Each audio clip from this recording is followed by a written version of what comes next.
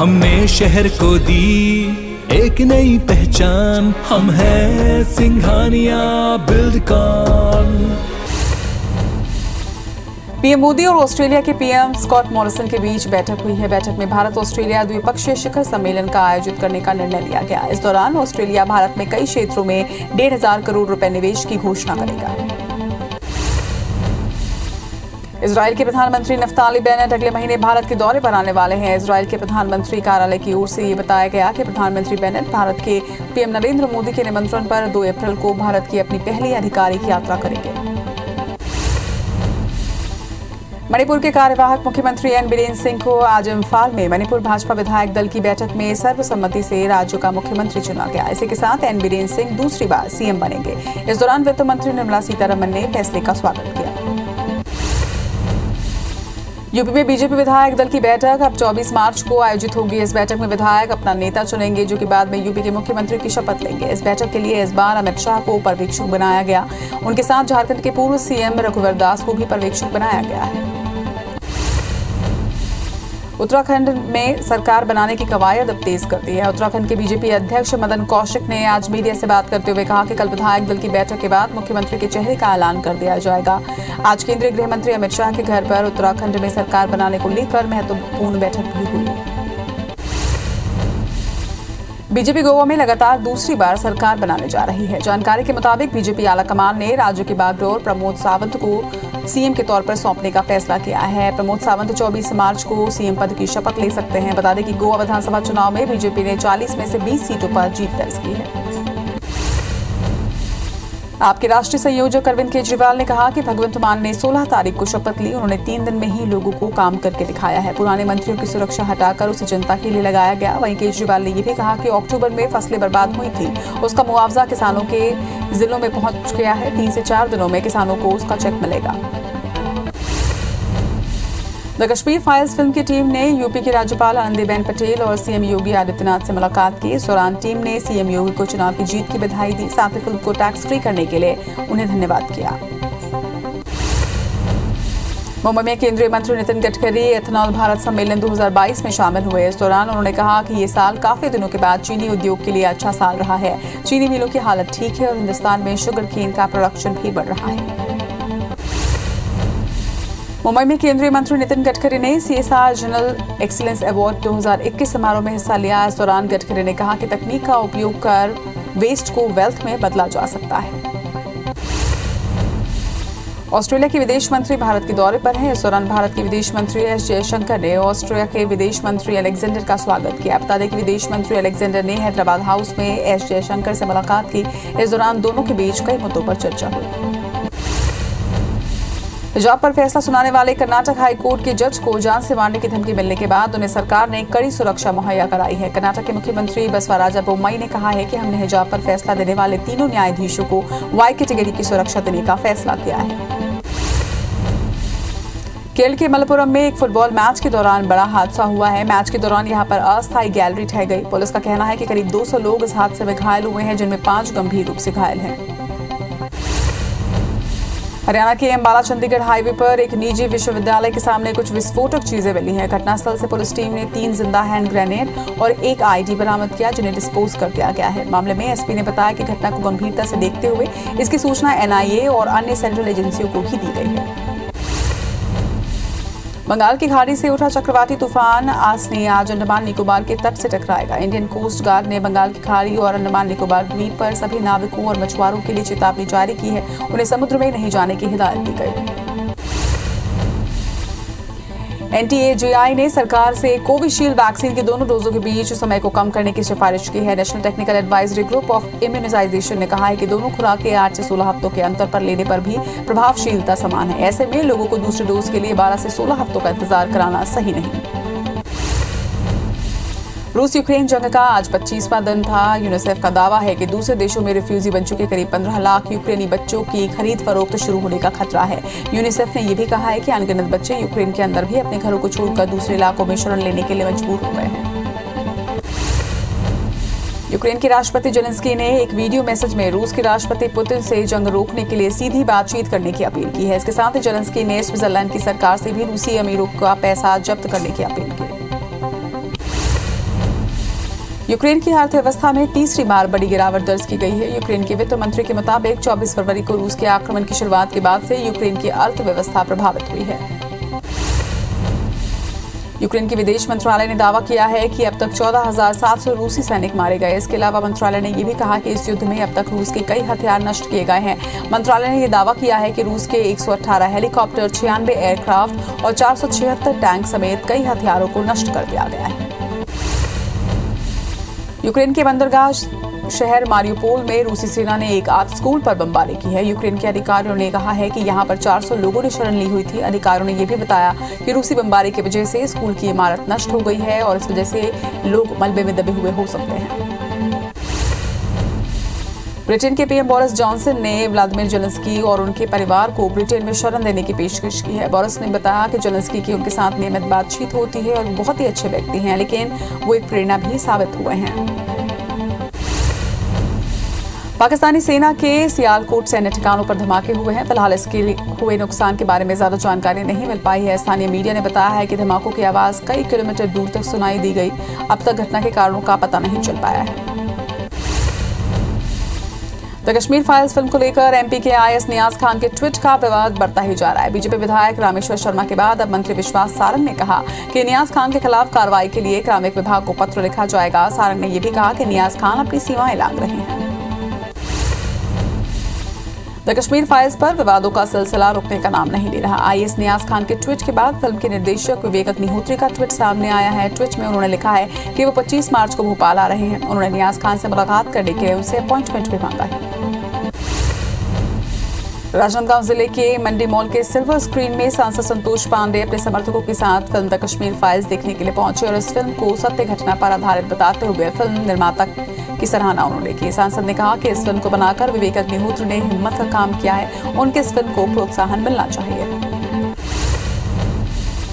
इंदौर के महू में स्थित सिनेमाघर में युवा मोर्चा के कार्यकर्ताओं ने पथराव कर पोस्टर फाड़ दिए। युवा मोर्चा के नगर अध्यक्ष ने बताया कि सिनेमाघर संचालकों ने 2 दिन में ही द कश्मीर फाइल फिल्म हटा दी थी, जिसके कारण उन्होंने विरोध किया। घटना की जानकारी लगते ही पुलिस मौके पर पहुंचकर मामले को शांत करवाया गया।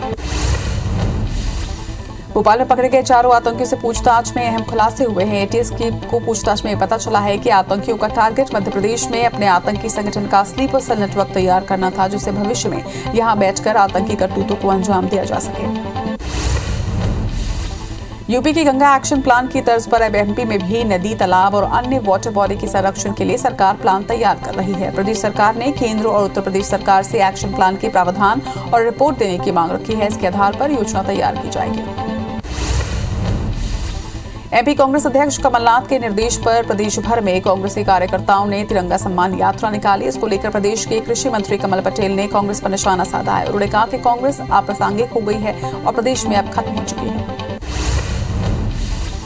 होली के दिन रायसेन के खमरिया पौड़ी में हुए विवाद के बाद घायल हुए लोगों से सीएम शिवराज ने मुलाकात की, जहां उन्होंने घायलों की 50-50 हजार रुपए की मदद की।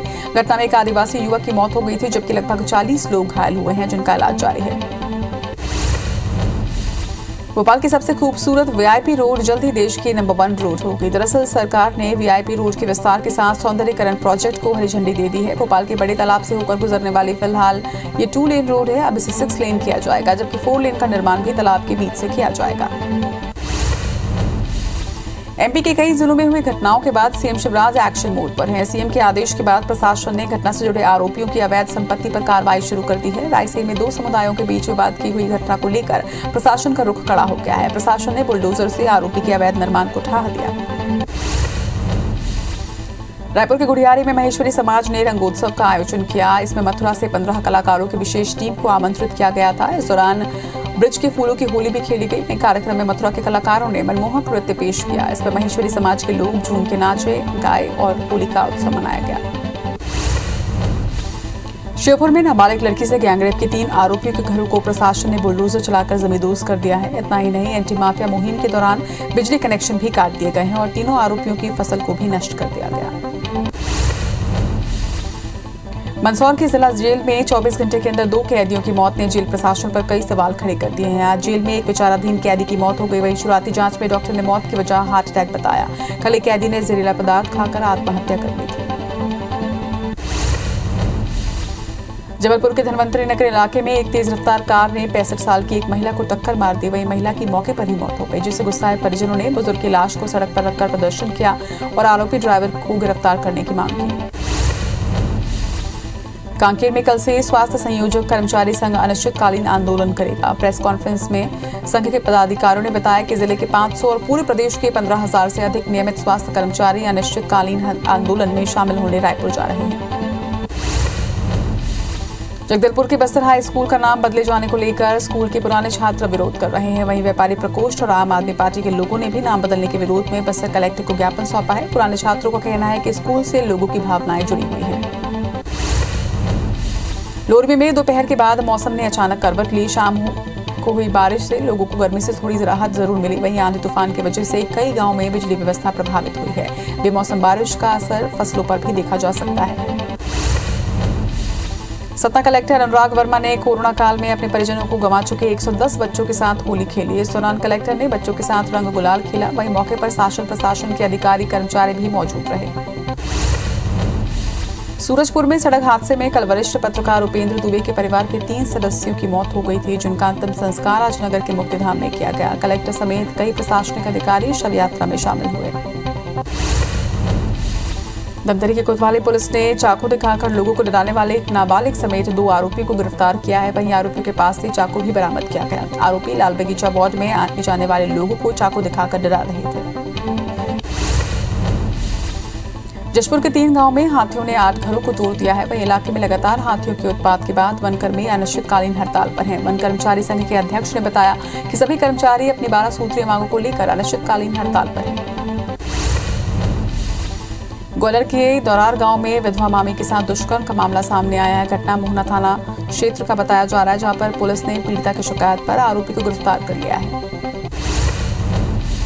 गुना के जंजाले पुलिस चौकी के प्रभारी पर फरियादी से गाली गलौज करने का आरोप है। फरियादी अपनी बहन के साथ हुई छेड़छाड़ की शिकायत लिखवाने के लिए थाने गया था। वहीं थाने में कोई कार्रवाई नहीं हुई तो मामले की जानकारी सीधे सीएम हेल्पलाइन में कर दी। इस बात से नाराज थाना प्रभारी ने फरियादी से गाली गलौज की।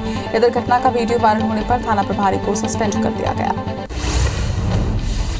सतना के मेहर में युवक युवती का शव पेड़ पर लटका हुआ मिला, जिसकी सूचना ग्रामीणों ने पुलिस को दी है। सूचना पर पहुंची पुलिस ने दोनों के शव को कब्जे में लेकर आगे की कार्रवाई शुरू कर दी है। वहीं पुलिस के मुताबिक दोनों एक दूसरे से प्यार करते थे। हालांकि आत्महत्या का कारण अभी स्पष्ट नहीं हो पाया है। इंदौर क्राइम ब्रांच की टीम ने अवैध हथियारों के साथ एक आरोपी को गिरफ्तार किया है। आरोपी से 9 देसी पिस्टल और 3 जिंदा कारतूस बरामद किया है। पूछताछ में आरोपी ने बताया कि वो एमपी के कई जिलों में हथियार की तस्करी कर चुका है।